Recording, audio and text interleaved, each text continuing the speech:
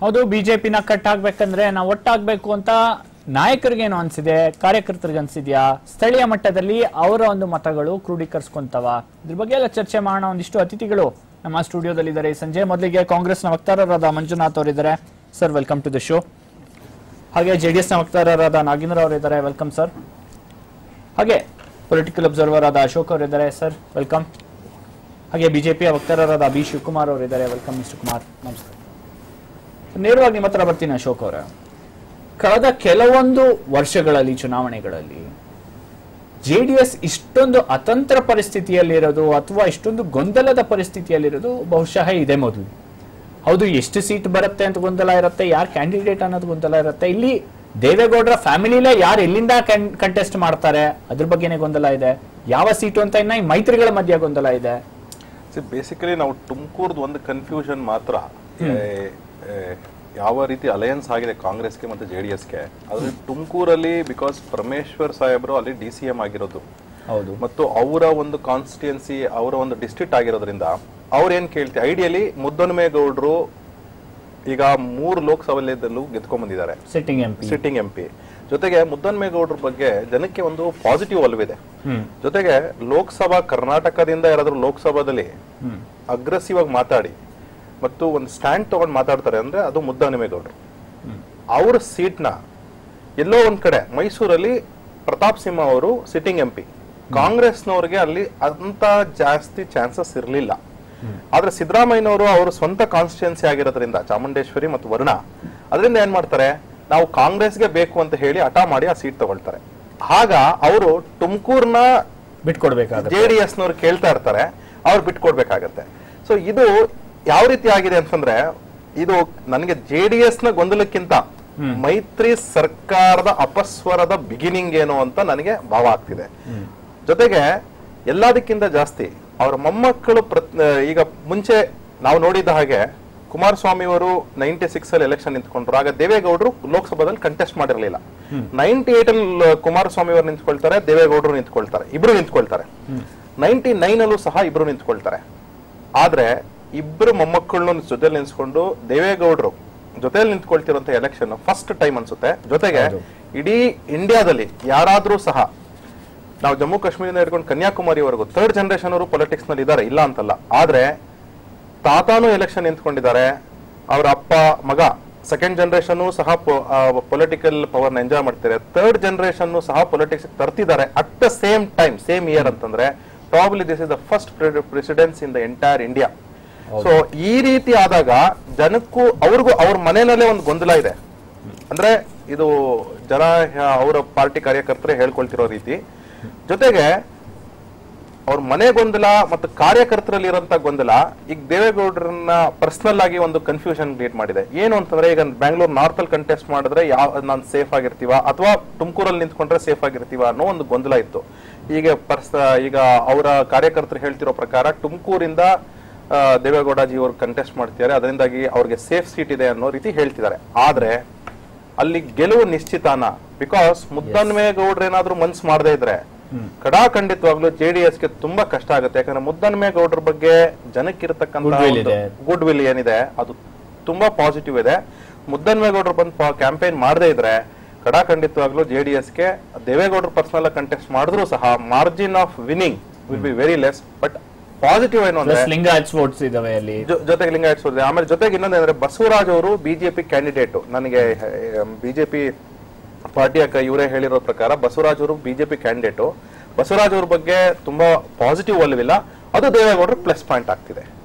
So ಈ ಒಂದು analysis ನೋಡಿದ್ರೆ ಅದು ಮೋಸ್ಟ್ ಇಂಪಾರ್ಟೆಂಟ್ ಅಬ್ಸರ್ವ್ ಮಾಡಬೇಕಾಗಿರೋದು ನಾವು ಅಕ್ರಾಸ್ ಇಂಡಿಯಾ ಅಂದ್ರೆ 3rd generation, first, second and 3rd generation at power at the same time. This is the first precedence. Nagendra ಅವರೇ, ಇಷ್ಟೊಂದು ಕ್ರಿಟಿಕಲ್ ಜಂಕ್ಷರ್ ಅಲ್ಲಿ 1 ವರ್ಷ ಮುಂಚೆನೆ ಡಿಸೈಡ್ ಮಾಡ್ತೀರಾ, ಆದ್ರೂ ನಾಮಿನೇಷನ್ ಫೈಲ್ ಮಾಡಕ್ ಸ್ಟಾರ್ಟ್ ಮಾಡಾಯ್ತು ಜನರು, ನೀವಿನ್ನ ಸೀಟ್ ಡಿಸೈಡ್ ಮಾಡ್ಕೊಂತಾ ಇದ್ದೀರಾ. ನಿಮ್ಮ ಫ್ಯಾಮಿಲಿಲೇ ಅಂದ್ರೆ ದೊಡ್ಡಗೌಡರ ಫ್ಯಾಮಿಲಿಲೇ ಇಷ್ಟು ಗೊಂದಲ ಇದೆ, ಯಾರೆಲ್ಲಿ ನಿಂತ್ಕೊಂತಾರೆ, ಹಾಸನಕ್ಕೆ ವಾಪಸ್ ಹೋಗ್ತಾರ ದೇವೇಗೌಡರು, ಇದ್ರ ಬಗ್ಗೆ ಎಲ್ಲ ನೀವು ನೋಡಿರ್ಬೋದು. ಕನ್ಯಾಕುಮಾರಿಯಿಂದ ಕಾಶ್ಮೀರ್ವರೆಗೂ ಇವತ್ತು ಫ್ಯಾಮಿಲಿ ರಾಜಕಾರಣ ಯಾವ ಪಕ್ಷದಲ್ಲಿ ಇಲ್ಲ ಅಂತ ನಾವು ಹೇಳಕ್ ಬರಲ್ಲ. ಎಲ್ಲಾ ಪಕ್ಷದಲ್ಲೂ ಫ್ಯಾಮಿಲಿ ರಾಜಕಾರಣ ಇದೆ. ಒಂದೊಂದು ಸ್ಟೇಟಲ್ಲೂ ಅವ್ರು ಹೇಳ್ದಂಗೆ first generation, second generation, third generation ಕೂಡ ಬಂದಿದೆ, ನಾವು ನೋಡಿದೀವಿ. ಇಡೀ ಒಂದೇ ಸತಿಗೆ 3 ಜನರೇಷನ್ ಅವರು ಆಕ್ಟಿವ್ ಆಗಿರೋದು ಬಹುಶಃ ಎಕ್ಸಾಂಪಲ್ಸ್ ಜಾಸ್ತಿ. ಈಗ ನನ್ನ ಒಂದು ಯೋಚನೆ ಅಂತ ಯಾವುದು ಬರ್ತಾ ಇಲ್ಲ. ಈಗ ಸನ್ಮಾನ್ಯ ದೇವೇಗೌಡರು ಈ ದೇಶ ಕಂಡಂತ ಹಿರಿಯ ಒಂದು ಉತ್ಸದಿ ಮತ್ತೆ ಒಂದು ರಾಜಕಾರಣಿ, ಮತ್ತೆ ಈ ದೇಶದ ಆಗು ಹೋಗುಗಳನ್ನೆಲ್ಲ ತಿಳಿದಿರೋಂಥವ್ರು. ಮತ್ತು ಈಗ ಏನಾಗಿದೆ ಅಂತಂದರೆ ಅಲ್ಲಿ ನಾವೇನು ಉತ್ತೇಜವಾಗಿ ನಾವೇ ತಗೊಂಡು ಅಲ್ಲಿ ಕ್ಯಾಂಡಿಡೇಟ್ ಇಳಿಸ್ತಾ ಇಲ್ಲ. ಈಗಾಗಲೇ ಕೆಲಸ ಮಾಡ್ಕೊಂಬತ್ತೆ ಪ್ರಜ್ವಲ್ ರೇವಣ್ಣವರು ಕ್ಷೇತ್ರದಲ್ಲಿ ಹಾಸದಲ್ಲಿ ಆಗಲೇ ಗುರುತಿಸ್ಕೊಂಡು ಕೆಲಸ ಸ್ಟಾರ್ಟ್ ಮಾಡ್ಕೊಂಡು ಬಂದಿದ್ರು. ಮತ್ತು ಇವರು ಈ 1 ವರ್ಷದಿಂದನೇ ಇವರು ಹೇಳ್ಕೊಂಬತ್ತಾ ಇದ್ರು, ನಮ್ಮ ನಿಖಿಲ್ ಕುಮಾರಸ್ವಾಮಿ ಅವರು ಕೂಡ ಹೇಳ್ಕೊಂಡು ಮಂಡ್ಯದಲ್ಲಿ ಕಂಟೆಸ್ಟ್ ಮಾಡ್ತೀವಿ ಅಂತ ಹೇಳ್ಕೊಂಬತ್ತಾ ಇದ್ರು. ಇದೇನು ಹೊಸದಲ್ಲ, ರಾಜಕಾರಣದಲ್ಲಿ ನಾವು ಹೋಗಿ ನಿಲ್ಲಿಸಿದ ತಕ್ಷಣ ಗೆಲ್ತೀವಿ ಅನ್ನೋದು ಇದೆಯಲ್ಲ, ಅದೆಲ್ಲ ಆಗಲ್ಲ. ಈಗ ನೀವು ಕಂಡಂತೆ ಲಾಸ್ಟ್ ಟೈಮ್ ಸಿದ್ದರಾಮಯ್ಯ ಅವರು ತಮ್ಮ ಕ್ಷೇತ್ರದಲ್ಲಿ ಮಿನಿಸ್ಟರ್ ಆಗಿದ್ರು, ಪ್ರೆಸಿಡೆನ್ಸಿಯಲ್ ಸಿಟಿಂಗ್ CM ಆಗಿದ್ರು, ಗೆಲ್ಲಕ್ಕಾಗಲಿಲ್ಲ. ಇವತ್ತು ಜನ ತೀರ್ಮಾನ ಇದೆಲ್ಲ ಅತ್ಯಮೂಲ್ಯವಾದದ್ದು. ನಾವು ಯಾರೇ ಕ್ಯಾಂಡಿಡೇಟ್ ಹಾಕಿದೀವಿ ಇನ್ನೂ ಇಂಪಾರ್ಟೆಂಟ್ ಅಲ್ಲಿನ ಅಭ್ಯರ್ಥಿ ಆ ಒಂದು ಏನಾಗುತ್ತೆ ಅಂತ ಇನ್ನೊಂದಿನ ಚರ್ಚೆ ಮಾಡೋಣ. ನನ್ನ ಪ್ರಶ್ನೆ ಇವತ್ತು ಇಷ್ಟು ಹತ್ರ ಬಂದಿದ್ದೀವಿ ಎಲೆಕ್ಷನ್ಗೆ, ಜಾಸ್ತಿ ಟೈಮ್ ಇಲ್ಲ. ಅಶೋಕ್ ಅವರು ಹೇಳಿದ್ರು, ಅಶೋಕ್ ಅವರು ನಾನು ನಿಮ್ಮನ್ನ ಅಪ್ರಿಶಿಯೇಟ್ ಮಾಡ್ಬೇಕಾ, ರಾಜ್ಯದ ಮತ್ತೆ ದೇಶದ ಜನ ದೇವೇಗೌಡಜಿ ಅವ್ರನ್ನ ಅಪ್ರಿಶಿಯೇಟ್ ಮಾಡ್ಬೇಕಾ, ಪ್ರಜ್ವಲ್ ಅವ್ರನ್ನ ಅಪ್ರಿಶಿಯೇಟ್ ಮಾಡ್ಬೇಕಾ, ನಿಖಿಲ್ ಅವ್ರನ್ನ ಅಪ್ರಿಶಿಯೇಟ್ ಮಾಡ್ಬೇಕು, ಕುಮಾರಸ್ವಾಮಿ ಅವ್ರನ್ನ ಅಪ್ರಿಶಿಯೇಟ್ ಮಾಡ್ಬೇಕು. ಜನಸೇವೆ ಮಾಡಕ್ ಬರ್ತಾ ಇದೆಯಲ್ಲ. Ask me a question, why? ನೋಡಿ, ನೀವು ಒಬ್ಬ ಫಸ್ಟ್ ಜನರೇಷನ್ ಒಬ್ಬ ಇಂಜಿನಿಯರ್ ಆಗ್ಬೇಕು ಅಂತಂತಂದ್ರೆ ತಂದೆ ಇಂಜಿನಿಯರ್ ಆಗ್ಬೇಕು, ಮಗ ಇಂಜಿನಿಯರ್ ಆಗ್ತಾನೆ, ದಟ್ ಈಸ್ ಈಸಿ. ಒಬ್ಬ ಆರ್ಕಿಟೆಕ್ಟ್ ಅದನ್ನು ಮಗ ಆರ್ಕಿಟೆಕ್ಟ್ ಆಗೋದು ಈಸಿ. ಒಬ್ಬ ದೇವೇಗೌಡಜಿ ಪ್ರೈಮ್ ಮಿನಿಸ್ಟರ್ ಆಗಿದ್ದರು, ಪ್ರೈಮ್ ಮಿನಿಸ್ಟರ್ ಮಗ CM ಆದ್ರು, ರಾಜಕೀಯದ ಆಡಳಿತದ ಅನುಭವ ಬಂದಿರುತ್ತೆ. ಅದೊಂದು blood group sir.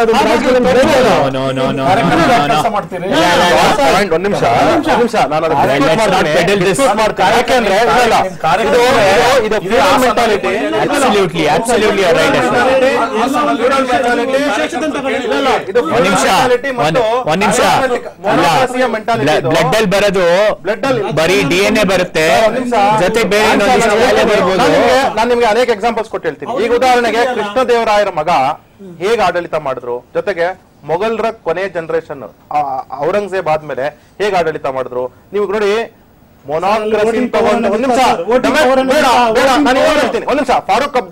Sheikh Abdullah ಅವರು ಎಂತ ಮುತ್ಸದ್ದಿ. ಫಾರೂಕ್ ಅಬ್ದುಲ್ಲಾ ಅವರು ಇಡೀ ಜಮ್ಮು ಕಾಶ್ಮೀರ ಪ್ರಾಬ್ಲಮ್ ಇರೋದು ಇವತ್ತು ಫಾರೂಕ್ ಅಬ್ದುಲ್ಲಾ ಅವರಿಂದ, ಆಯ್ತಾ. ಅವ್ರು ಯಾವ ತರ ಮಾಡಿದ್ರು ನೋಡಿ, ಬ್ಲಡ್ ಅಲ್ಲಿ ಬರೋದು, DNA ನಲ್ಲಿ ಬರೋದು, ದಯವಿಟ್ಟು ಇದೆಲ್ಲಾನು ಇವತ್ತಿನ ಪ್ರಕಾರ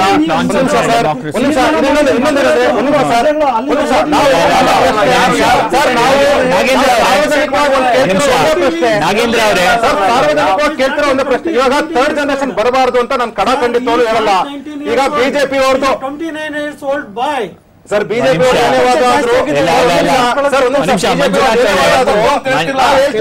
ಮಂಜುನಾಥ್ ಅವರೇ, ವಯಸ್ಸು ಮಾತ್ರ ಎಲಿಜಿಬಿಲಿಟಿ ಅಲ್ಲ. ಈಗ ನೋಡಿ ಹೇಳ್ತಾ ಇದೀವಿ ಸರ್ವಿಸ್ ಏನು ಪಾರ್ಟಿಗೆ ಅಂತ ಅಲ್ಲ. ಈಗ ಅಲ್ಲ, ನಿಮ್ಮ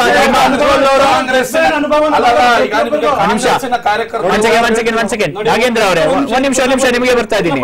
ಅಲ್ಲ, ಅವ್ರು ಹೆಂಗು ಇದೆಲ್ಲ ನೀವು ಥಿಯರಿ ಏನ್ ಫ್ಲೋಟ್ ಮಾಡ್ತಾ ಇದ್ದೀರಾ. ನನಗೆ ಒಂದ್ ಹೇಳಿ, ಲಕ್ಷ್ಮೀ ಅಶ್ವಿನ್ ಗೌಡ ಅಂತ ರಿಸೈನ್ಡ್ IRS ಆಫೀಸರ್ ಇದ್ದಾರೆ, ಅವ್ರಿಗೂ ನಿಖಿಲ್ಗೂ ನೀವು ಹೋಲಿಸಿದ್ರೆ ಯಾವ ಒಂದು ಪ್ಯಾರಾಮೀಟರ್ ಅಲ್ಲಿ? ಅಶೋಕ್ ಜಯರಾಮ್ ತಗೊಳ್ಳಿ, ಇಲ್ಲ ಅಶೋಕ್ ಜಯರಾಮ್ ಅವರು ತಗೊಳ್ಳಿ,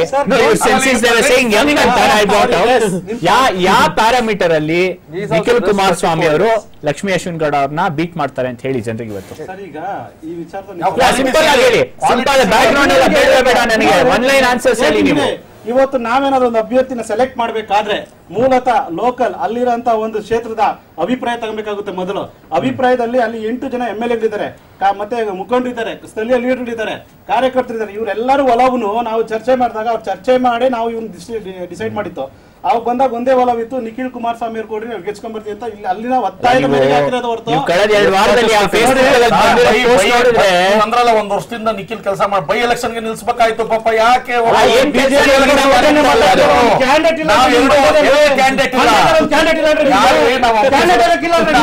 ನಮ್ಮ ಹೈಕಮಾಂಡ್ ಡಿಸೈಡ್ ಮಾಡಿ 2.5 ಲಕ್ಷ ಮಂಜುನಾಥ್ ಅವರೇ, ಒಂದ್ ಪ್ರಶ್ನೆ ಉದ್ಭವ ಆಗದು ಇವತ್ತು. ಇವತ್ತು ಪ್ರಶ್ನೆ ಉದ್ಭವ ಆಗೋದು, ನೀವು ಬಿಜೆಪಿ ಕಟ್ ಹಾಕ್ಬೇಕು, ಅವ್ರು ಸಿಂಗಲ್ ಡಿಜಿಟ್ ಗೆಲ್ಲಿಸ್ಬೇಕು, ಅವ್ರನ್ನ ಡಬಲ್ ಡಿಜಿಟ್ ಕ್ರಾಸ್ ಮಾಡ್ದಿರಂಗ್ ನೋಡ್ಬೇಕು, ಇಷ್ಟೆಲ್ಲ ಮಾತಾಡ್ತಾ ಇದೀರಲ್ಲ. ನಾಮಿನೇಷನ್ ಫೈಲ್ ಮಾಡೋ ಪ್ರೋಸೆಸ್ ಸ್ಟಾರ್ಟ್ ಆಗಿದೆ ಇವತ್ತು. ನೀವಿನ್ನ ತುಮಕೂರು ನಮಗ್ ಕೊಡಿ, ಸರ್ ನಮ್ದು ಮೈಸೂರು ನೀವು ತಗೊಳ್ಳಿ. ಮೈಸೂರಿನಲ್ಲಿ ಇದೇ ಚರ್ಚೆನೆ ನಡೀತಾ ಸರ್, ಇದೆಯಲ್ಲ. ರಾಷ್ಟ್ರೀಯ ಪಕ್ಷ ನಮ್ದು. ಒಂದ್ ವರ್ಷ ಆಯ್ತು, ಒಂದ್ ವರ್ಷ ಇಲ್ಲ, ಲಾಸ್ಟ್ ಮೇ ನೀವು ಅನೌನ್ಸ್ ಮಾಡಿದ್ದು 2000. ಮೈತ್ರಿ ಸರ್ಕಾರ ಇಂಡಿವಿಜುವಲ್ ಪಾರ್ಟಿ ಮೈತ್ರಿ ಸರ್ಕಾರದಲ್ಲಿ ಸರ್, ಇದೇ ಟೈಮ್ ಗ್ಯಾಪ್ ಅಲ್ಲಿ ನಾಗೇಂದ್ರ ಅವರೇ, ಇದೇ ಟೈಮ್ ಗ್ಯಾಪ್ ಅಲ್ಲಿ ಬಿಜೆಪಿ 21 ಬೇರೆ ಬೇರೆ ಸಣ್ಣ ಪುಟ್ಟ ರಾಜಕೀಯ ಪಕ್ಷಗಳ ಜೊತೆ ಮೈತ್ರಿ ಮುಗಿಸಿದಾವೆ. ನೀವಿಲ್ಲಿ ಒಂದು ಮುಗ್ಸಕ್ ಇಷ್ಟ ಮಾಡ್ತಾ ಇದ್ದೀರಾ. ನೀವು ಮೇನಲ್ಲಿ ಅನೌನ್ಸ್ ಮಾಡಿದ್ದು ಬಿಹಾರಲ್ಲಿ ಅಲಯನ್ಸ್ ಬ್ರೇಕ್ ಆಗ್ತಿದೆ, ಡೆಲ್ಲಿಯಲ್ಲಿ ಡಿಸೈಡ್ ಪಂಜಾಬಲ್ಲಿ ಮತ್ತು ಪಂಜಾಬ್, ಚಂಡೀಗಢ, ಡೆಲ್ಲಿ ಮತ್ತು ಹರಿಯಾಣದಲ್ಲಿ ಇವರ ಅಲಯನ್ಸ್ ಇಸ್ ಬ್ರೇಕಿಂಗ್. ಕಾಂಗ್ರೆಸ್ನವ್ರಿಗೆ ಏನ್ ಮಾಡ್ತಿದಾರ ಅಂದ್ರೆ ಕಮ್ಮಿ ಸಕ್ಸಸ್ ಆಗ್ತಾರೆ.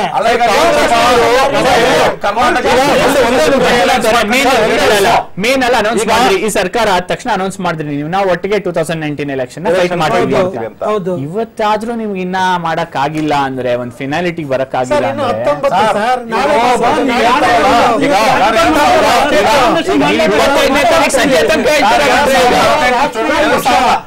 ಸರ್ 2018 ಚುನಾವಣೆಯಲ್ಲಿ ಇವರು ಬಿಎಸ್ಪಿ ಜೊತೆ ಜೆಡಿಎಸ್ ಹೊಂದಾಣಿಕೆ ಮಾಡ್ಕೊಂಡ್ರು. ಪಾಪ ನಮ್ಮ ಕೊಳ್ಳೇಗಾಲ ಶಾಸಕರನ್ನ ಮಂತ್ರಿ ಮಾಡಿದ್ರು, ಅವ್ರ ಈಚೆ ಬಂದ್ರು. ಅವ್ರ ಈಚೆ ನನ್ನ ಕ್ಷೇತ್ರ ಡೆವಲಪ್ಮೆಂಟ್ ಮಾಡಕ್ ಆಗ್ತಾ 28ಕ್ಕೂ ಆಗ್ತಾ ಇದಾರೆ ಅವರು, ನಿಮ್ ಜೊತೆ ಇಲ್ವೇ ಇಲ್ಲ ಅವರು. ಇಲ್ಲ ಇಲ್ಲ, ಅವರು at national level okay. I will just say, ಈಗ ಬಿಹಾರ್ನಲ್ಲಿ ತಗೊಳ್ಳೋಣ ಕಾಂಗ್ರೆಸ್ನವರ ಸ್ಟ್ರಾಟಜಿ ಬಗ್ಗೆ. ಕಾಂಗ್ರೆಸ್ನವರು ಇವತ್ತು ಬೇಗುಸರಾಯ್ ಅಂತ ಒಂದು ಕಾನ್ಸ್ಟಿಟ್ಯೂನ್ಸಿ, ಒಂದ್ ನಿಮಿಷ ಮುಗಿಸ್ತೀನಿ. ಬೇಗುಸರಾಯ್ ಅಂತ ಒಂದು ಕಾನ್ಸ್ಟಿಟ್ಯೂನ್ಸಿ, ಅದರಲ್ಲಿ ಇವತ್ತು ನಿಮ್ಮ ಮಹಾಗಠಬಂಧನ್ ಮಾಡ್ಕೊಂಡಿದ್ದೀರಾ. ಕಮ್ಯುನಿಸ್ಟ್ ಪಾರ್ಟೀಸ್ ನಿಮ್ ಜೊತೆ ಇದ್ದಾರೆ ಮತ್ತು ಲಾಲು ಪ್ರಸಾದ್ ಯಾದವ್ ಅವ್ರ ಪಾರ್ಟಿ ನಿಮ್ ಜೊತೆ ಇದ್ದಾರೆ. ಇವತ್ತು ನಿಮ್ಗೆ ಎಷ್ಟು ಬೇಗುಸರಾಯ್ ಬಗ್ಗೆ ಇನ್ನೂ ಕನ್ಫ್ಯೂಷನ್ ಇದೆ. ಜೊತೆಗೆ ಬೇಗುಸರಾಯ್ ಇಂದ what they are saying is ಅಲಯನ್ಸೇ ಬೇಡ ನಮ್ಗೆ, ವಿ ವಿಲ್ ಗೋ ಔಟ್ ಅಂತ ಅಂದ್ಬಿಟ್ಟು RLD ಅವರು ಓಪನ್ ಸ್ಟೇಟ್ಮೆಂಟ್ ಕೊಟ್ಟಿದ್ದಾರೆ. ಈಗ ಬಿಹಾರ್ನಲ್ಲಿ ಒಂದು ಕಾನ್ಸ್ಟಿಟ್ಯೂನ್ಸಿ ಅಲ್ಲ, ಕಾಂಗ್ರೆಸ್ನವರು ಸೆಲ್ಫ್ ಸೂಸೈಡ್ ಮಾಡ್ಕೊಳ್ಳೋದ್ರಲ್ಲಿ ತುಂಬಾ ನಿಸ್ಸೀಮರು. ಹೇಗೆ ಇವತ್ತು ರಾಹುಲ್ ಗಾಂಧಿ ಅವರು ರಿಟ್ವಿಕೇಟ್ ಮಾಡ್ಕೊಳ್ತಾರೆ, ಒಂದು ಸ್ಟ್ರಾಂಗ್ ಅಪೋಸಿಷನ್ ಇರಬೇಕು. ಆದ್ರೆ ಒಂದ್ ನಿಮಿಷ, ಈಗ ನೀವೇನ್ ಮಾಡ್ತೀರಾ ಅಂದ್ರೆ ಒಂದ್ ನಿಮಿಷ ಮಾಡ್ತಿದ್ದಾರೆ ಸರ್,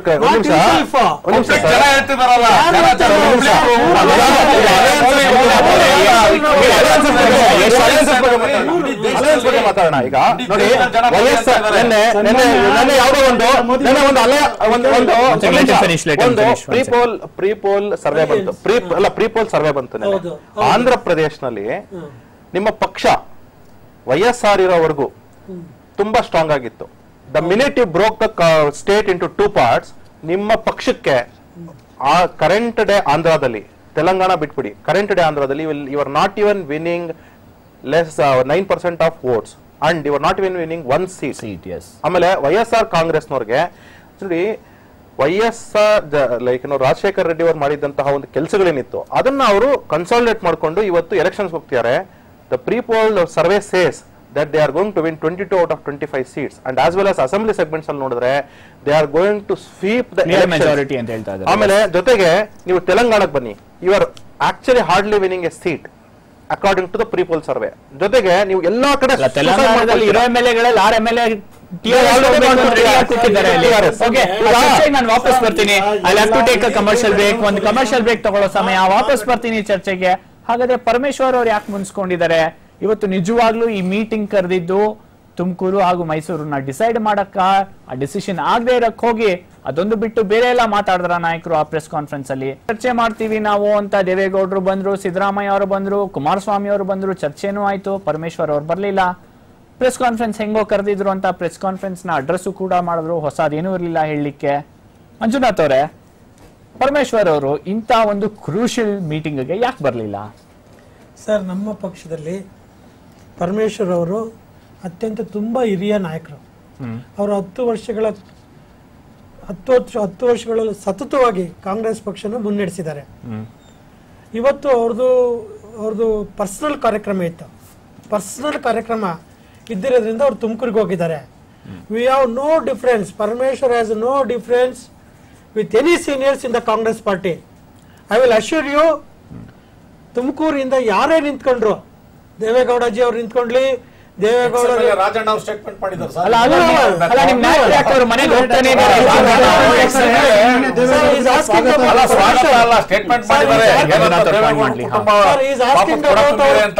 ನಾವ್ಯಾರು ಬಿಜೆಪಿ ಯಾವ್ದೇ ಪ್ರಾಬ್ಲಮ್ ಇಲ್ಲ ಅಂದ್ರೆ ಕಳೆದ ಒಂದು ವಾರದಲ್ಲಿ ಯಾಕೆ ನಿಮ್ ನಾಯಕರು ಪದೇ ಪದೇ ಪರಮೇಶ್ವರ್ ಅವ್ರ ಮನೆಗೆ ಹೋಗ್ತಾರೆ, ಇಲ್ಲ ತುಮಕೂರು ಸಾಲ್ವ್ ಆಗತ್ತೆ ಅಂತ ಹೇಳ್ತಾರೆ. ನಮ್ಮ ನಾಯಕರು ಪ್ರಾಬ್ಲಮ್ ಇದ್ರೆ ಸಾಲ್ವ್ ಆಗ್ಬೇಕಲ್ವಾ, ನೀವು ಪ್ರಾಬ್ಲಮ್ ಇಲ್ಲ ಅಂತ ಇದ್ದೀರಾ, ಏನ್ ಸಾಲ್ವ್ ಮಾಡ್ತಾ ಇದ್ದಾರೆ? ಕಾಂಗ್ರೆಸ್ ಪಕ್ಷದಲ್ಲಿ ಮಿನಿಮಮ್ ಒಂದು 30-40 ಜನ ತುಂಬಾ ಮೇಲ್ಮಟ್ಟದ ನಾಯಕರಿದ್ದಾರೆ. ಪರಮೇಶ್ವರ್ ಈ ರಾಜ್ಯದ ಉಪಮುಖ್ಯಮಂತ್ರಿ ಆಗಿದ್ದಾರೆ. ಪರಮೇಶ್ವರ್ ಮನೆಗೆ ನಾಯಕರು ಸಾಮಾನ್ಯವಾಗಿ ಹೋಗ್ತಾರೆ ಎಲ್ಲರೂ. ಅದು ಏನು ಅಂತ ಹೊರಗಡೆ ಬಂದು ತುಮಕೂರು ಇಲ್ಲ ತೊಂದ್ರೆ ಸಾಲ್ವ್ ಮಾಡ್ತೀವಿ. ಇವತ್ತು ದೇವೇಗೌಡರು ಹೇಳ್ತಾರೆ 2 ಕಾನ್ಸ್ಟಿಟ್ಯೂನ್ಸಿ ಸ್ವಲ್ಪ ತೊಂದರೆ ಇದೆ ಸಾಲ್ವ್ ಮಾಡ್ಕೊಂತೀವಿ ಅಂತ. ತೊಂದರೆ ಇಲ್ಲ ಅಂತ ಬರೀ ಕಾಂಗ್ರೆಸ್ ಮಾತ್ರ ಹೇಳ್ತಾ ಇದೆ ಅಷ್ಟೇ. ಇಲ್ಲಿ ಬೇರೆ ಎಲ್ಲರೂ ಒಪ್ಕೊಂತಾರೆ ಏನೋ ಒಂದು ತೊಂದರೆ ಇದೆ, ವಿಲ್ ಸಾಲ್ವ್ ಇಟ್ ಅಂತ. ಸರ್ ರಾಜಕಾರಣದಲ್ಲಿ ಎಲ್ಲವರೆಗೂ ನೋಡಿ ಸರ್, ತುಮಕೂರು ನಾವು ಕಾಂಗ್ರೆಸ್ ಮತ್ತೆ ದಳ ಅಲಿಯನ್ಸ್ ಆಗಿ ದಳದವರಿಗೆ ನಾವು ಕೊಟ್ಟಿದೀವಿ, ದಳ ಗೆಲ್ಲುತ್ತೆ. ರಾಜಕಾರಣದಲ್ಲಿ ಯಾವುದೇ ಚುನಾವಣೆ ಆಗ್ಲಿ ನಾವು ಫ್ರೀ ಗೋಯಿಂಗ್ ಅಂತ ಹೇಳೋದಿಲ್ಲ ಸರ್. ತೊಂದರೆ ಇದೆ ಅಂತ ಹೇಳ್ತೀವಿ, ಎಷ್ಟು ತೊಂದರೆ ಇರುತ್ತೋ ನಾವು ಅಷ್ಟನ್ನ ಮೆಟ್ಟಿಕ್ ಕಾನ್ಫಿಡೆನ್ಸ್ ಗೆಲ್ತೀವಿ ನಾವು. ಒಂದ್ ನಿಮಿಷ, ಈಗ ನೀವು ಬಿಜೆಪಿನವ್ರು ಹೇಳ್ತೀನಿ ನಾನು 28 ಕಾನ್ಸ್ಟಿಟ್ಯೂನ್ಸಿನಲ್ಲಿ ಕಾಂಗ್ರೆಸ್ ಮತ್ತು ದಳ ಅಲಿಯನ್ಸ್ ಆದ್ಮೇಲೆ ನೀವು ಯಾವ ಕ್ಷೇತ್ರದಲ್ಲಿ 2018 ಪ್ರಕಾರ ಯಾವ ಕ್ಷೇತ್ರದಲ್ಲಿ ನೀವು ಮುಂದಿದ್ದೀರ ಅನ್ನೋದು ಒಂದು ನನಗೆ ಸ್ಟ್ಯಾಟಿಸ್ಟಿಕ್ಸ್ ಕೊಡಿ ನೋಡೋಣ. ಚುನಾವಣೆ ಸರ್ ಅಶೋಕ್ ಅವರೇ,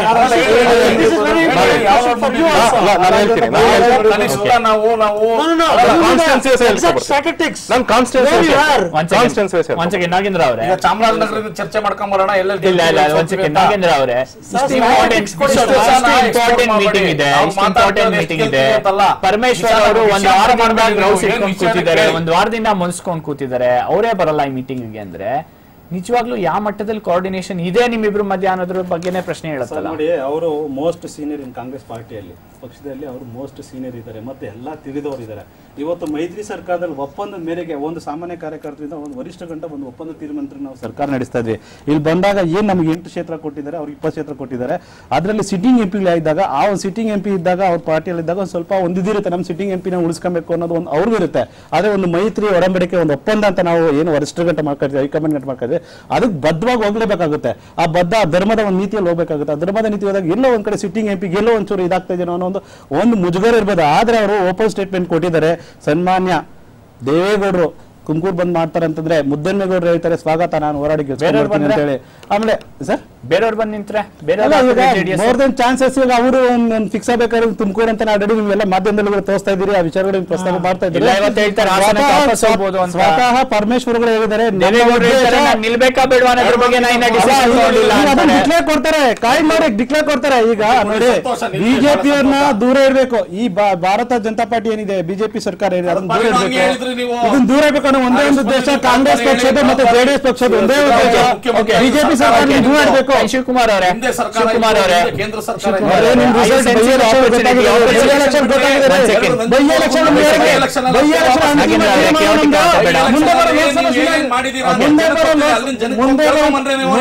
ಲೋಕಸಭಾ ಚುನಾವಣೆಗೆ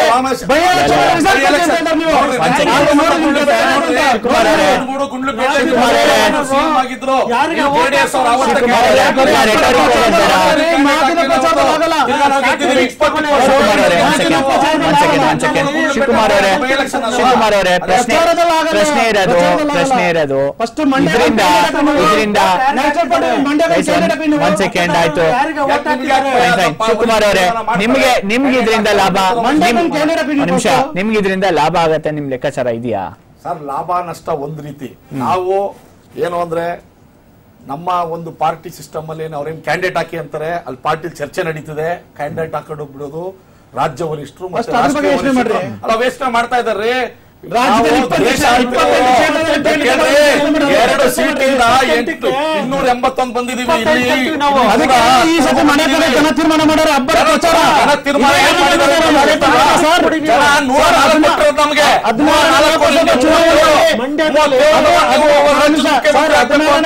ಪವಿತ್ರ ಮೈತ್ರಿ ಮಾಡ್ಕೊಂಡಿದ್ದಾರೆ, ಮುಂಚೆ ಯಾಕೆ ಮಾಡ್ಕೊಳ್ಳಿಲ್ಲ?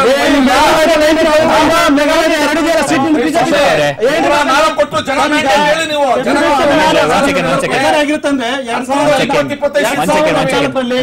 ನಿಮಿಷ. ಈಗ ಚುನಾವಣಾ ಪ್ರಚಾರ ಇಲ್ಲಿ ಮಾಡೋದ್ ಬೇಡ. ಇವತ್ತು ಪ್ರಚಾರದಲ್ಲಿ ಮಾಡಿ, ಇಲ್ಲಿ ಡಿಸ್ಕಷನ್ ಸಂವಾದನೆಗಳು ಮಾಡೋದ್ರಲ್ಲಿ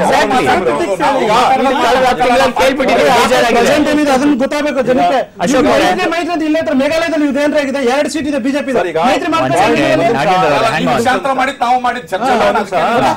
ಈಗ ಕಾನ್ಸ್ಟಿಟ್ಯೂನ್ಸೀಸ್ ನೋಡ್ಕೊಂಡ್ಬರೋಣ. ನೋಡಿ, ಲಾಸ್ಟ್ ಚರ್ಚೆಲ್ಲೂ ಹೇಳಿದೆ, ಈಗ 7 seats BJP will win even after any candidate you are going to put across. Okay, 7 seats they will easily win. Congress will definitely win 3 seats. There is no discussion at all. Okay.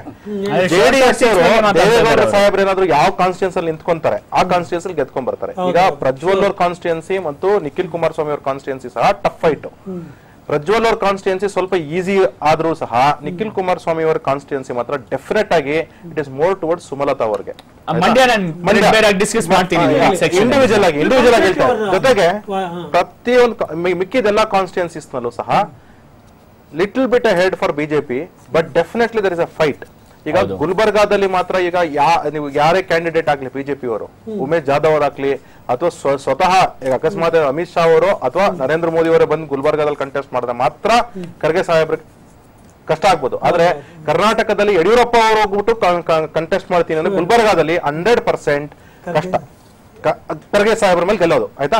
Definite Congress seat ಆಗ್ಲಿ.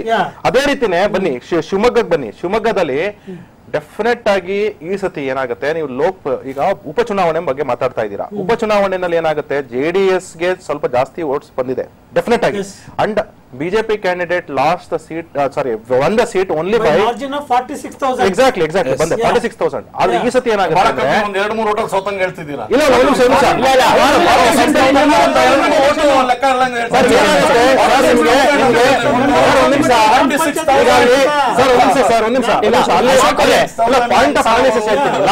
ಈಗ ಏನ್ ಹೇಳ್ತಾರೆ, ಮಧು ಬಂಗಾರಪ್ಪ ಅವರು ಹೇಳ್ತಾರೆ DK Shivakumar ಸಾಹೇಬ್ರು ಬಂದ್ರೆ ಮಾತ್ರ ನನಗೆ ಗೆಲ್ತೀನಿ, ಇಲ್ಲಾಂದ್ರೆ ಸೋಲ್ತೀನಿ ಅಂತ. ಈಗ ಬಳ್ಳಾರಿನಲ್ಲಿ ಕ್ರಿಟಿಕಲ್, ಈಗ ಉಗ್ರಪ್ಪನವ್ರಿಗೆ ಕ್ರಿಟಿಕಲ್. ಉಗ್ರಪ್ಪನವ್ರಿಗೆ ನೀವು ಟಿಕೆಟ್ ಕೊಟ್ಟ ಮೇಲೆ DK ಶಿವಕುಮಾರ್ ಸಾಹೇಬ್ರು ಅಲ್ಲಿ ಬಳ್ಳಾರಿನಲ್ಲಿ ಇದ್ದಿದ್ದಕ್ಕೋಸ್ಕರವಾಗಿ ಅವರು ಈಸಿಯಾಗಿ ಗೆದ್ರು ಉಗ್ರಪ್ಪನವ್ರು. ಒಂದ್ ನಿಮಿಷ ಸರ್, ಏನಾಗುತ್ತೆ, ಸರ್ಕಾರದ ಮಿಷನರಿ ಸ್ಟೇಟ್ ಗವರ್ನಮೆಂಟ್ಸ್ ಎಲ್ಲೆಲ್ಲಿ ಇರುತ್ತೆ, ಉಪಚುನಾವಣೆನ you cannot compare directly to the loss of central government. Assam by elections ನಲ್ಲಿ ಯೂಶಲಿ ಟ್ರೆಂಡ್ ಹೆಂಗಿರುತ್ತೆ ಅಂದ್ರೆ, ಲೋಕಲ್ ಜನ ಯಾರು ಇರ್ತಾರೆ ಅಂದ್ರೆ ನಿಮ್ಮ ಜಿಲ್ಲಾ ಪಂಚಾಯತ್ ಮೆಂಬರ್ಸ್, ತಾಲೂಕ್ ಪಂಚಾಯತ್ ಮೆಂಬರ್ಸ್ ಮತ್ತು MLAs ತುಂಬಾ ಮ್ಯಾಟರ್ ಆಗ್ತಾರೆ. ನೀವು ಜನರಲ್ ಎಲೆಕ್ಷನ್ಸ್ ಆದಾಗ ಇವ್ರದೆಲ್ಲಾರ್ದು ಸಹ ಸಪರೇಟ್ ಔಟ್ ಹೋಗ್ತಾರೆ. ಆಮೇಲೆ face of the prime minister elections ಆಗುತ್ತೆ. ಆವಾಗ ನೀವು you cannot compare by elections to general elections. ಒಂದೆರಡು ಕಾನ್ಸ್ಟಿಟ್ಯೂನ್ಸಿ ಬಗ್ಗೆ ಅಶೋಕ್ ಅವ್ರು ಮೆನ್ಷನ್ ಮಾಡಿದ್ರು. ಮಂಡ್ಯ ಇಂಪಾರ್ಟೆಂಟ್ ಆಗುತ್ತೆ.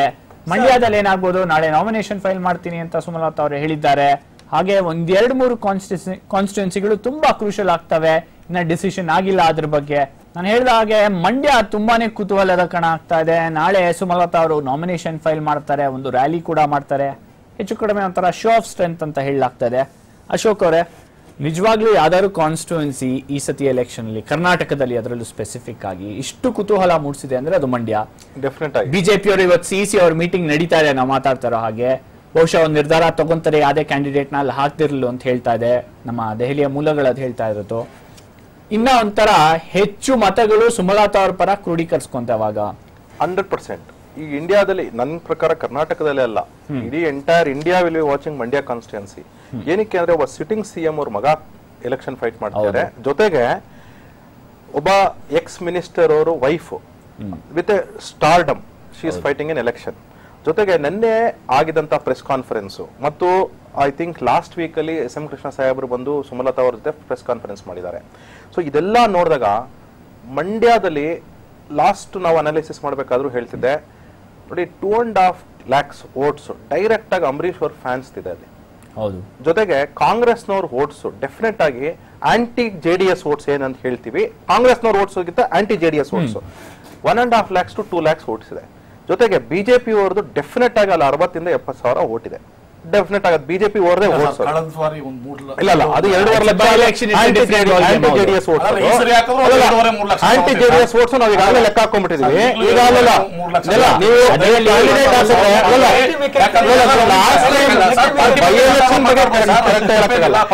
ಅವ್ರು ಇದಾಗ ಅವ್ರು ಯಾವ ಪಾರ್ಟಿ ಅಲ್ಲ ನೋಡಿ.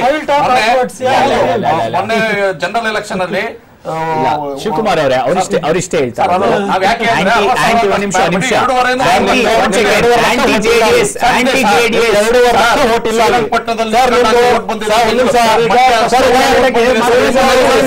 Lok Sabha election Mandya you cannot calculate at least 60,000 BJP ಬರುತ್ತೆ. ಜೊತೆಗೆ ಎಲ್ಲಾ ಕ್ಯಾಲ್ಕುಲೇಟ್ ಮಾಡಿದ್ರೆ ಸುಮಲತಾ ಅವ್ರಿಗೆ 4.5 ಲಕ್ಷದಿಂದ 5.5 ಲಕ್ಷದವರೆಗೂ ತಗೊಳ್ತಾರೆ. ಈಗ ಚಾಲೆಂಜ್ ಏನು ಅಂತಂದ್ರೆ ಎಷ್ಟು ಕ್ಲೋಸ್ ನಿಖಿಲ್ ಕುಮಾರಸ್ವಾಮಿ ಅವರು ಬರ್ತಾ ಇದ್ದಾರೆ ಹತ್ತತ್ರ ಅಂತ ಅನ್ಬಿಟ್ಟು. ಡೆಫಿನೆಟ್ ಆಗಿ ಪಾಸಿಟಿವ್ ಏನು ಅಂತಾರೆ, ನಿಖಿಲ್ ಕುಮಾರಸ್ವಾಮಿ ಅವರಿಗೆ 8 ಕಾನ್ಸ್ಟಿಟ್ಯೂನ್ಸಿನಲ್ಲಿ JDS MLAs ಇದ್ದಾರೆ, 3 ಪಾರ್ಟಿ ಆರ್ಗನೈಸೇಷನ್ ಇದೆ, 3 ministers are there sitting in the Mandya Lok Sabha assembly constituency.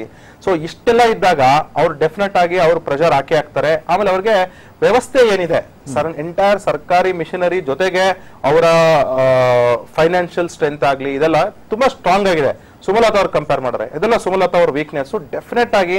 ಆದ್ರೆ ಎಲ್ಲೋ ಒಂದ್ ಕಡೆ ಸುಮಲತಾ ಅವ್ರಿಗೆ ಸಿಂಪತಿ ಫ್ಯಾಕ್ಟರ್ ಇಂದ ಮತ್ತು ಕಾಂಗ್ರೆಸ್ನ ಆಂಟಿ JDS ವೋಟ್ಸ್ ಏನಿದೆ, ಆಮೇಲೆ ಬಿಜೆಪಿ ಅವರೇನಾದ್ರೂ ಬಾಹ್ಯ ಬೆಂಬಲ ಕೊಟ್ಬಿಟ್ರೆ ಡೆಫಿನೆಟ್ ಆಗಿ ಸುಮಲತಾ ಅವರಿಗೆ ಸ್ವಲ್ಪ ಈಸಿ ಆಗುತ್ತೆ. ಅಲ್ಲ ಬಿಜೆಪಿ ಕ್ಯಾಂಡಿಡೇಟ್ ಹಾಕ್ತಿದ್ರೆ ಆಂಟಿ JDS ಆಂಟಿ ಕಾಂಗ್ರೆಸ್ ಎಲ್ಲಾ ಓಟು ಅವರೇ ತಗೊಂತಾ ಇದ್ದಾರೆ, ಎಲ್ಲಾ ಓಟು ಅವರೇ ತಗೊಳ್ತಾರೆ. ನನ್ನ ಪ್ರಕಾರ guarantee as of today 4.5 lakhs votes is definitely guaranteed. ಸ್ವಲ್ಪ ಇವರೇನಾದ್ರೂ ಸ್ಟಾರ್ ಡೋಮ್ ಏನಾದ್ರು ಸ್ವಲ್ಪ ಕ್ಯಾಂಪೇನ್ ಮಾಡಿ ಅದೆಲ್ಲ ಮಾಡಿದ್ರೆ 5.5 ಲಕ್ಷಕ್ಕೆ ಹೋದ್ರೆ ಅದೇನು ಇದಾಗಲ್ಲ. ನಿಖಿಲ್ ಕುಮಾರಸ್ವಾಮಿ ಅವರು ನನ್ನ ಪ್ರಕಾರ ಆತ 5.5 ಲಕ್ಷ ಅವ್ರು ತಗೊಂಡ್ರೆ ಇವರು ಒಂದು 4.5 ಲಕ್ಷಕ್ಕೆ ನಿಂತ್ಕೊಂಡ್ರೆ ಸುಮಲತಾ ಅವ್ರು ಗೆದ್ಬಿಡ್ತಾರೆ. ಸೊ ಈ ರೀತಿ ಅನಲೈಸ್ ಮಾಡಿದಾಗ ಅದು Mandya as of today is Sumalata's game. ಅಲ್ಲ ಒಂದು ಅನಾಲಿಸಿಸ್ ಇರೋದು ವಾಟ್ ಗೋಸ್ ಅಗೇನ್ ಸುಮಲತಾ ಅಂದ್ರೆ ಒಂದು ಪಾರ್ಟಿ ಆರ್ಗನೈಸೇಷನ್.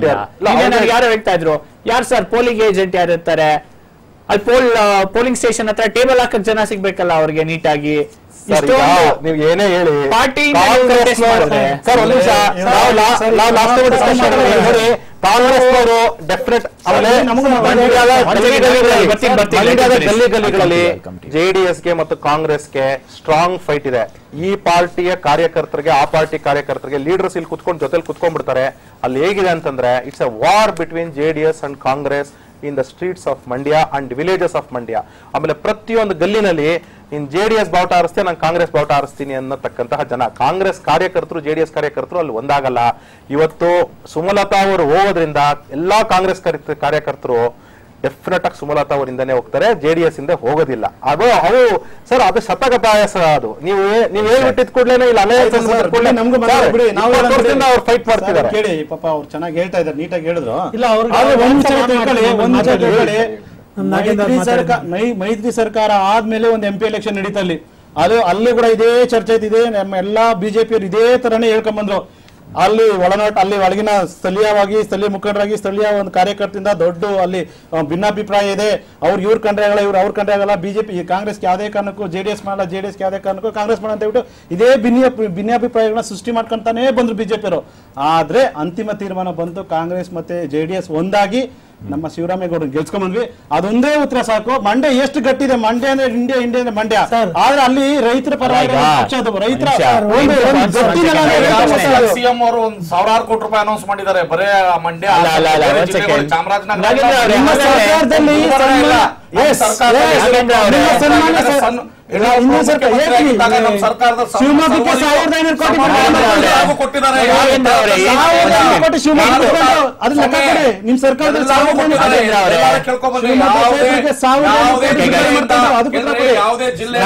ಒಂದ್ ನಿಮಿಷ. 8 ಕಾನ್ಸ್ಟಿಟ್ಯೂನ್ಸಿ ಕೊಟ್ಟಿದ್ದಾರೆ JDSಗೆ. ಹೌದು. ಕುಮಾರಸ್ವಾಮಿ ಅವರು ಈ 8 ಕಾನ್ಸ್ಟಿಟ್ಯೂನ್ಸಿಗಳಿಗೆ ಕಳೆದ 1 ವಾರದಲ್ಲಿ ಎಷ್ಟು ಸತಿ ಹೋಗಿ ಕ್ಯಾಂಪ್ ಹಾಕೊಂಡು ಅಲ್ಲಿರೋ MLA ಕಾರ್ಯಕರ್ತರ ಜೊತೆ ಎಷ್ಟು ಡಿಸ್ಕಷನ್ ಮಾಡಿದ್ದಾರೆ? ಸರ್ ಅದು ಬೇರೆ ಪ್ರಶ್ನೆ ಸರ್. ಬೇರೆ ಪ್ರಶ್ನೆ ಅಲ್ಲ, ಇದೇ ಪ್ರಶ್ನೆ. ಈಗ ನಿನ್ನೆ ಸಂಜೆ ನಿನ್ನೆ ಸಂಜೆ ಕೂತ್ಕೊಂಡು 3 ಮಿನಿಸ್ಟರ್ಸ್ ಜೊತೆ ಮೀಟಿಂಗ್ ಮಾಡಿದ್ರು. ಇವತ್ತು ಸಂಜೆ ಮಂಡ್ಯದಲ್ಲೇ ಇದ್ದಾರೆ. ಯಾಕೆ ಭಯ ಆಗಿದೆಯಾ JDSಗೆ? ಈಗ ಭಯ ಸಮಸ್ಯೆಗಳಿರ್ತವೆ. ಒಂದು 260ರಿಂದ 285 ಬೂತ್ ಬರ್ತವೆ ಒಂದು ಅಸೆಂಬ್ಲಿ ಕಾನ್ಸ್ಟಿಟ್ಯೂನ್ಸಿಗೆ. ಮಿನಿಮಮ್ 2,20,000ದಿಂದ 2,45,000ವರೆಗೂ ಓಟ್ಸ್ ಇರ್ತವೆ. 285 ಬೂತ್ ಅಲ್ಲಿ ಒಂದು ಬೂತ್ ಅಲ್ಲಿ ಮಿನಿಮಮ್ ಒಳಗಡೆ ಒಬ್ಬ ಏಜೆಂಟ್ ಇರ್ಬೇಕು, ಆ ತರ ಹೊರಗಡೆ 4 ಜನ ಟೇಬಲ್ ಹಾಕೊಂಡು ಕಾಂಗ್ರೆಸ್ ಕೂತ್ಕೊಳ್ತಾರೆ. ಕಾಂಗ್ರೆಸ್ ಇವತ್ತು ಕಾಂಗ್ರೆಸ್ ಬಿಟ್ಟು ಎಲೆಕ್ಷನ್ ಆದ್ರ ಮೇಲೆ ವಾಪಸ್ ಇರ್ಬೋದು. ಮಂಡ್ಯ ಜನಕ್ಕೆ ನೀವು ಕಂಟ್ರೋಲ್ ಮಾಡಕ್ ಆಗುತ್ತಾ? ಕಾಂಗ್ರೆಸ್ ಪಕ್ಷ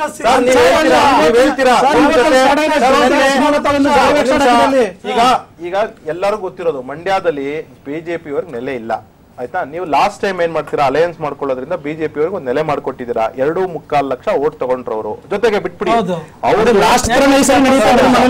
ಜೊತೆಗೆ ಏನಾಯ್ತು ಅಂದ್ರೆ 2.25 ಲಕ್ಷ ಓಟ್ ತಗೊಳ್ಳೋದ್ರೆ ಮಾಡ್ಕೊಂಡಿದ್ದಾರೆ, ಆಯ್ತಾ? ಇಲ್ಲ ಜೊತೆಗೆ ಈಗ ಏನಾಗ್ತದೆ ಅಂದ್ರೆ ಸರ್, ಈಗ ಮಂಡ್ಯದ ಪ್ರತಿಯೊಂದು ಹಳ್ಳಿಗೆ ತಾವು ಹೋಗಿ, ಮಂಡ್ಯ ಟೌನಿನ ಪ್ರತಿಯೊಂದು ಸ್ಟ್ರೀಟ್ಸ್ ಹೋಗಿ ತಾವು, ಇಟ್ಸ್ ಎ ಗ್ಯಾರಂಟಿಡ್ ಫ್ಯಾಕ್ಟರ್. JDSಗೆ ಕಾಂಗ್ರೆಸ್ನ ಕಾರ್ಯಕರ್ತರುಗಳ ಮಧ್ಯೆ ಎಣ್ಣೆ ಸಿಗೆಕಾಯಿ ಇದ್ದ ಹಾಗೆ ಅನ್ನೋದು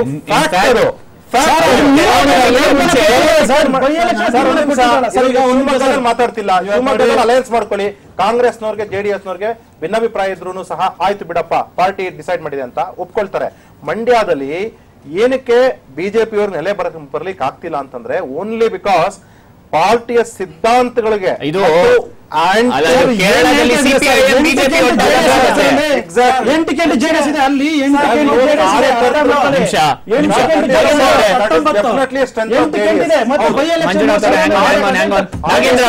ನಾಗೇಂದ್ರ ಅವರೇ, ಒಂದು ಪ್ರಶ್ನೆ ನಾನು ನಿಮಗೆ ಕೇಳಿದೆ. 8 ಕಾನ್ಸ್ಟಿಟ್ಯೂನ್ಸಿ ಇದೆ. ಕಳೆದ 1 ವಾರದಲ್ಲಿ ಕುಮಾರಸ್ವಾಮಿ ಅವರು ಎಷ್ಟು ಕಾನ್ಸ್ಟಿಟ್ಯೂನ್ಸಿಗೆ ಹೋಗಿ ಕ್ಯಾಂಪ್ ಮಾಡಿ ಮೀಟಿಂಗ್ ಮಾಡಿದ್ದಾರೆ ಅಂತ ನಾನು ಮಂಡ್ಯಗೆ ಎಷ್ಟು ಮಾಡಿದ್ದಾರೆ ನಾನು ಹೇಳ್ತೀನಿ. ನಿನ್ನೆ ಸಂಜೆ ಬರ್ತಾರೆ, ಶೃಂಗೇರಿಯಿಂದ ವಾಪಸ್ ಬರ್ತಾರೆ, 3 ಜನ ಮಿನಿಸ್ಟರ್ಸ್ ನ ಕರ್ಕೊಂಡ್ಬಂದು ಕೂಡಿಸ್ಕೊಂಡು ಇಲ್ಲಿ ಬುಲಾವ್ ಕೊಟ್ಟು ಮೀಟಿಂಗ್ ಮಾಡ್ತಾರೆ. ಇವತ್ತು ಅವರೇ ಮಂಡ್ಯಗೆ ಹೋಗ್ಬಿಟ್ಟು ಅಲ್ಲೇ ಕ್ಯಾಂಪ್ ಮಾಡ್ತಾ ಇದ್ದಾರೆ. ಭಯ ಆಗಿದೆಯಾ JDSಗೆ? ಸರ್, ಸರ್ವಸಾಮಾನ್ಯ ಸರ್, ರಾಜ್ಯದ ಮುಖ್ಯಮಂತ್ರಿಗಳು ಯಾವ ಕ್ಷಣದಲ್ಲಿ ಕೂಡ ಯಾವ ಒಂದು ಜಿಲ್ಲೆಗೆ ಯಾವ ಬೇಕಾದ್ರೂ ಹೋಗೋದು, ಯಾವಾಗ ಬೇಕಾದ್ರೂ ಸರ್. ಇದೊಂದೇ ವಿಚಾರ ಇಟ್ಕೊಂಡು ನೀವು ಅದೇ ಕ್ಯಾಂಪೇನಿಂಗ್ ಬಂದವರಂತಲ್ಲೇ ಅಲ್ಲಿ ಸ್ಥಳೀಯ ಸಮಸ್ಯೆ ಇರ್ಬೋದು, ಅಲ್ಲಿನ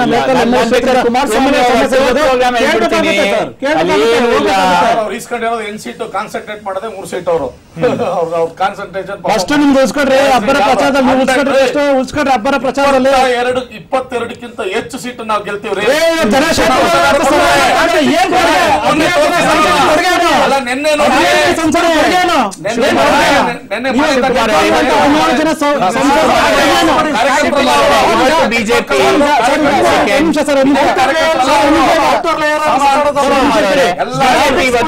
ಬಿಜೆಪಿ ಇವತ್ತು ಮಂಡ್ಯಲ್ಲಿ ಕ್ಯಾಂಡಿಡೇಟ್ ಹಾಕ್ತಾ ಇಲ್ಲ ಅಂದ್ರೆ ರಣತಂತ್ರ ಏನಿದೆ ಸರ್?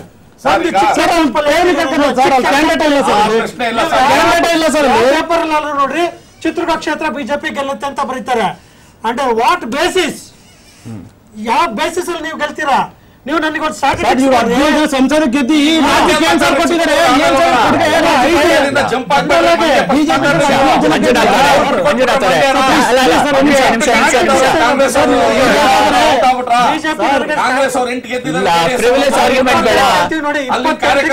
ಕೊಲೆ ಮಾಡಿದೀರಾ. ನಿಮಿಷ ಮಂಜುನಾಥ್ ಅವರೇ, ಫ್ರಿವಿಲೇಸ್ ಆರ್ಗ್ಯುಮೆಂಟ್ ಬೇಡ, ಎಲ್ರು ಗೆಲ್ತೀವಿ ಅಂತಾನೆ ಹೇಳ್ತಾರೆ, ಯಾರು ಸೋಲಲ್ಲ ಅಂತ ಹೇಳಿ.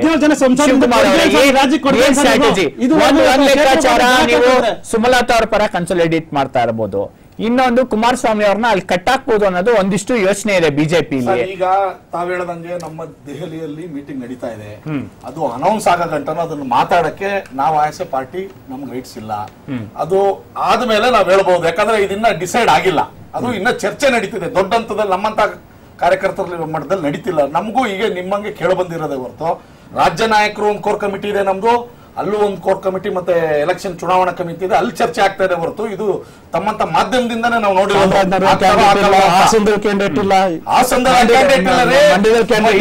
ಕ್ಯಾಂಡಿಡೇಟ್ ಆಗ್ತಾವ್ರಲ್ರಿ,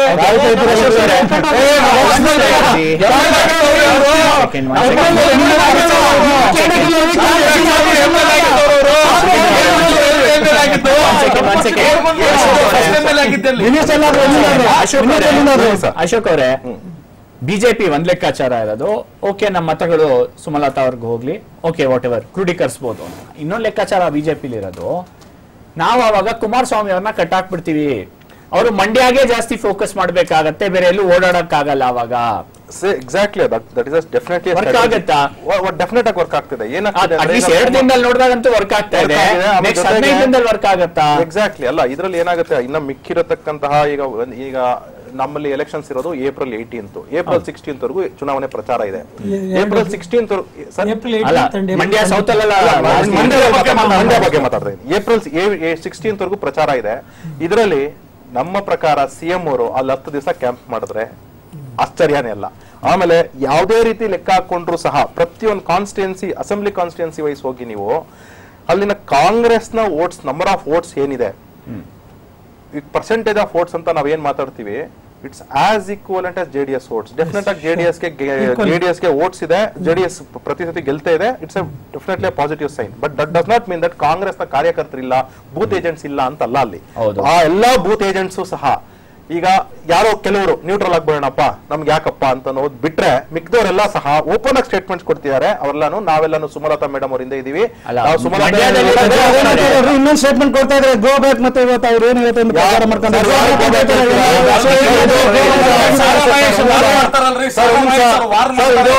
ಇದೆ ನಾವು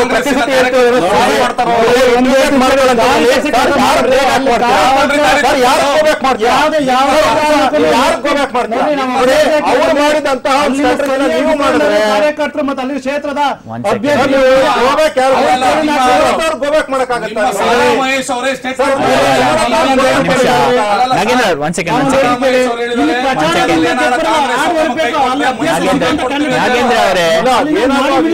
ನಾಗೇಂದ್ರ ಅವರೇ ನಿಮಿಷ ನಾಗೇಂದ್ರ ಅವರು ಜೆಡಿಎಸ್ ಗೋ ಬ್ಯಾಕ್ ಅನ್ನೋ ಸ್ಲೋಗನ್ ತುಂಬಾ ಸೀರಿಯಸ್ ಆಗಿ ತಗೊಂಡಿದ್ರೆ ನಿಮಿಷ ಕೇಳಿ, ನಾನಿನ್ನ ಮುಗಿಸಿಲ್ಲ.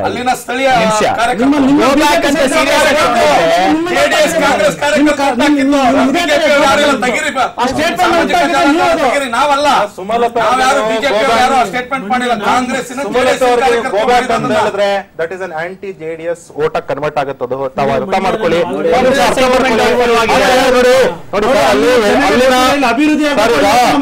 ಅಭಿವೃದ್ಧಿ ನಡಿಗೆ ನೋಡಿ ನಮ್ಮ ಮೈತ್ರಿ ಸರ್ಕಾರದಲ್ಲಿ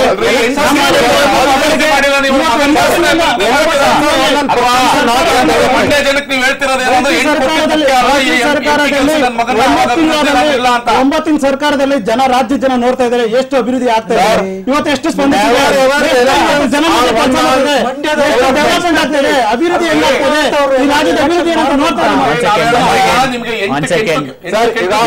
ನಾಗೇಂದ್ರ ಅವ್ರಿಗೆ 1 ನಿಮಿಷ ಕೊಡ್ಬೇಕು. ನಾನೀಗ ಅಭಿವೃದ್ಧಿ ಬಗ್ಗೆ ಹೇಳ್ಬಿಡಿ. ಹೇಳ್ತೀವಿ ಸರ್. ಈಗ ನೋಡಿ 48,000 ಕೋಟಿ ಕೃಷಿ ಸಾಲ ಮನ್ನಾ ಮಾಡಿದ್ದಾರೆ. 8 ಲಕ್ಷ ಅಕೌಂಟ್ ಮಾಡಕ್ಕಾಗುತ್ತಾ? ಇನ್ನು 5 ಲಕ್ಷ ಸರ್ಕಾರ 5 ವರ್ಷ ಸರ್ಕಾರದ 5 ವರ್ಷ ಮಾಡ್ಕೊಂಡು ಆದ್ರೆ ಸಂಧ್ಯಾ ಸುರಕ್ಷಿತ ಯೋಜನೆ ಮಾಡಿ ಹಿರಿಯ ನಾಗರಿಕೆ 12 ವರ್ಷಕ್ಕೆ 12,000 ರೂಪಾಯಿ ಅಧಿಕ ಇದ್ ಮಾಡ್ಕೊಡ್ರಿ ರೂಪಾಯಿಗಾಗಿ ಸೋಷಿಯಲ್ ಸರ್ವಿಸ್ ಡೆವಲಪ್ಮೆಂಟ್ ಮುಖ್ಯಮಂತ್ರಿಗಳು ಸೆಕ್ಯೂರಿಟಿ ಮಾತೃಶ್ರೀ ಯೋಜನೆ ಮಾಡಿದ್ವಿ ಸರ್.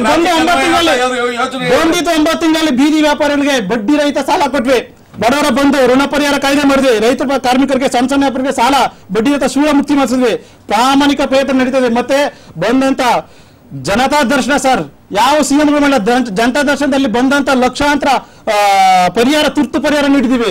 9 ತಿಂಗಳಲ್ಲಿ ನಮ್ಮ ಸರ್ಕಾರ ಜನಪರ ಯೋಜನೆ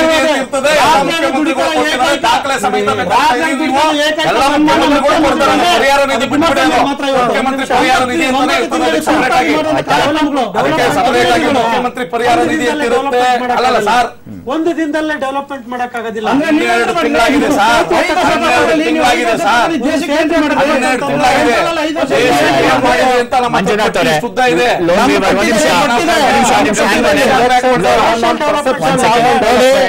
ಎಲೆಕ್ಷನ್ಸ್ ಇವತ್ತೇನಾದ್ರೂ ಅಭಿವೃದ್ಧಿನ ನೋಡ್ತಾ ಇದ್ದಾರೆ ಜನ ಕಣ್ಣಾರ ನೋಡ್ತಾ ಇದ್ದಾರೆ. ಹಿಂದಿನ ಸರ್ಕಾರದಲ್ಲಿ ಜಸ್ಟ್ ಲೆಟ್ ಮಿ ರಿಟಾರ್ಟ್. ಈಗ ಲೋನ್ ವೇವರ್ ನಾನು ಸ್ಪೆಸಿಫಿಕ್ ಆಗಿ ಸಾಲ ಮನ್ನಾ ಯಾಕೆ ಮಾತಾಡ್ದೆ ಅಂದ್ರೆ, ಇನ್ 2 ತಿಂಗಳು ಹೋದ್ರೆ 1 ವರ್ಷ ಆಗತ್ತೆ ನಿಮ್ ಸರ್ಕಾರ ಬಂದು. ನೀವ್ ಹೇಳ್ತೀರಾ ಎಲ್ಲ ಡಿಜಿಟೈಸ್ ಮಾಡಿದೀವಿ, 37-38 ಲಕ್ಷ ಅಪ್ಲಿಕೇಶನ್ ಬಂದಿದೆ, 37-38 ಲಕ್ಷ ಲೋನ್ ಅಕೌಂಟ್ಗಳಿದಾವೆ, ಎಲ್ಲ ಡಿಜಿಟಲೈಸ್ ಆಗಿದೆ. ಅದರಲ್ಲಿ 28 ಲಕ್ಷ ನಾವು ನೋಡಿದೀವಿ ವೆರಿಫೈ ಆಗಿದೆ ಅಂತ. 28 ಲಕ್ಷ ಅಕೌಂಟ್ಗಳು ವೆರಿಫೈ ಆಗಿದ್ರೆ ಯಾಕೆ ಬರೀ 8 ಲಕ್ಷ ಅಕೌಂಟ್ ಮಾತ್ರ ಕ್ಲಿಯರ್ ಆಗಿದೆ? ಸರ್ ಮಾಡ್ಬೇಕು ಸರ್, ಸಿಸ್ಟಮ್ ಇದೆ, ಅದಕ್ಕಂತ ಒಂದು ನೀವು ನಮ್ದೇ ಸರ್ಕಾರ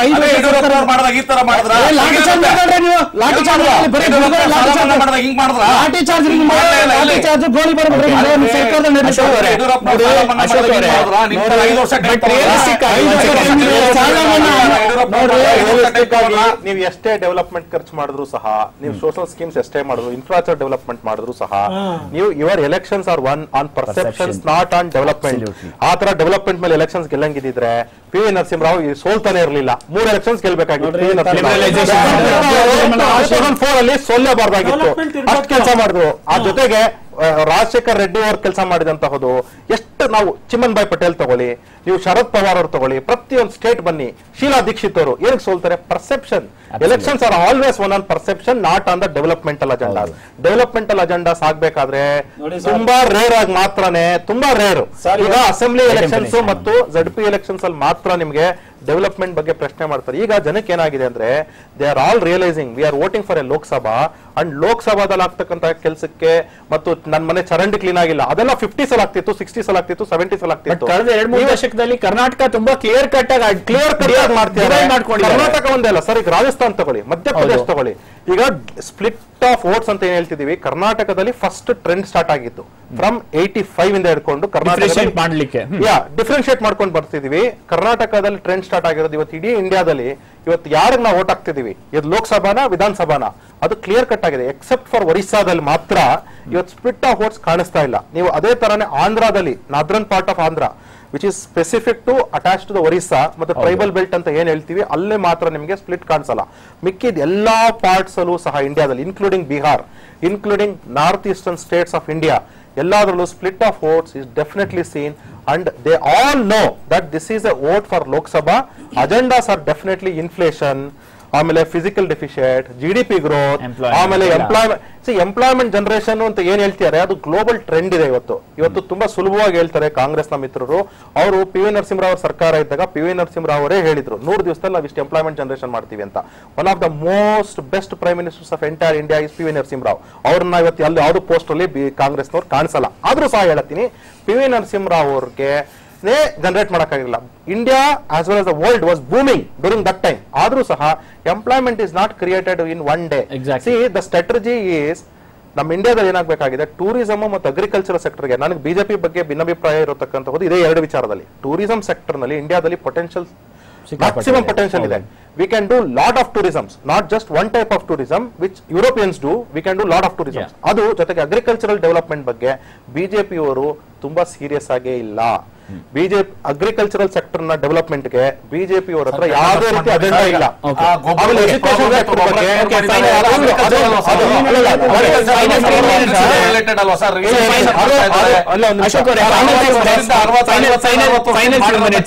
ನಾನ್ ಕೇಳಿದ್ರೆ ಇವತ್ತು ಯಶವಂತ್ ಸಿನ್ಹಾ ಅವರು ಇವತ್ತೊಂದು ಟ್ವೀಟ್ ಮಾಡ್ತಾರೆ, ರಾಹುಲ್ ಗಾಂಧಿ ಅವರೇ ನಿಮ್ಮ ಗಠಬಂಧನ್ ಏನಿದೆ ಬೇಗ ಫಿಕ್ಸ್ ಮಾಡಿ, ರನ್ನಿಂಗ್ ಔಟ್ ಆಫ್ ಟೈಮ್ ಅಂತ.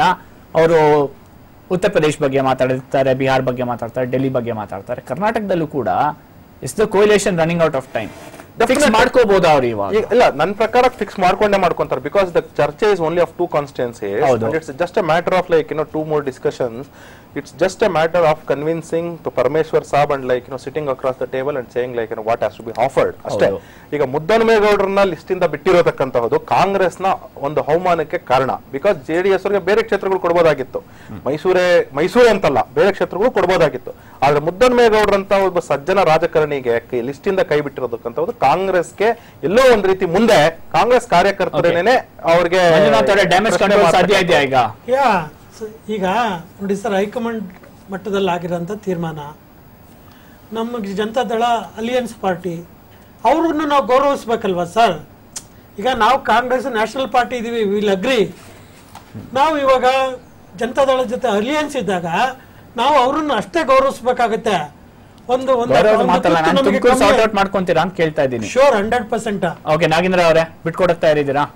ಮಾತಲ್ಲಿ ಬಂದ್ರೆ ಇಲ್ಲಿ ನೋಡಿ ಸರ್, ಒಪ್ಪಂದ ಅಂತ ಮಾಡ್ಕೊಂಡಿರೋದು ಮತ್ತೆ ಅದು ಹೈಕಮಾಂಡ್ ವರಿಷ್ಠರು ತೀರ್ಮಾನ ಮಾಡ್ಕೊಂಡು ಒಂದು ಅದೆಲ್ಲ ಫಿಕ್ಸ್ ಆಗಿರೋಂಥದ್ದು, ಬಿಟ್ಕೊಡಂತ ಮಾತು ಚೇಂಜ್ ಆಗಿದ್ರೆ ಅಲ್ಲಿ ಆಗ್ಬೇಕು ಅಂತೀರಾ? ನೋಡಿ ಸರ್, ಅಲ್ಲಿ ಬಿಟ್ಕೊಡಂತ ಪ್ರಶ್ನೆ ಇಲ್ಲ. ಅಲ್ಲಿ ಅದು JDS ಅಂತ ಆಗಿದೆ. ಸ್ವಲ್ಪ ಓಕೆ ಶಿವಕುಮಾರ್ ಅವರೇ, ನೋಡ್ತಾ ಇದ್ದೀರಾ ಇಲ್ಲೊಂದು ಚಾನ್ಸ್ ಬಿಜೆಪಿಗೆ ಆಗ ನೀವು ನೋಡ್ತಾ ಇದ್ದೀರಾ? ತುಮಕೂರಲ್ಲಿ ಇರಬಹುದು, ಕೆಲವೊಂದು ಕಡೆ ಈಗ ಉಡುಪಿ ಚಿಕ್ಕಮಗಳೂರು ಸಮಯದ ಅಭಾವ ಇದೆ. ನಿಮ್ 4 ಜನಕ್ಕೆ ಧನ್ಯವಾದಗಳು ಈ ಚರ್ಚೆಯಲ್ಲಿ ಭಾಗವಹಿಸಿದಕ್ಕೆ.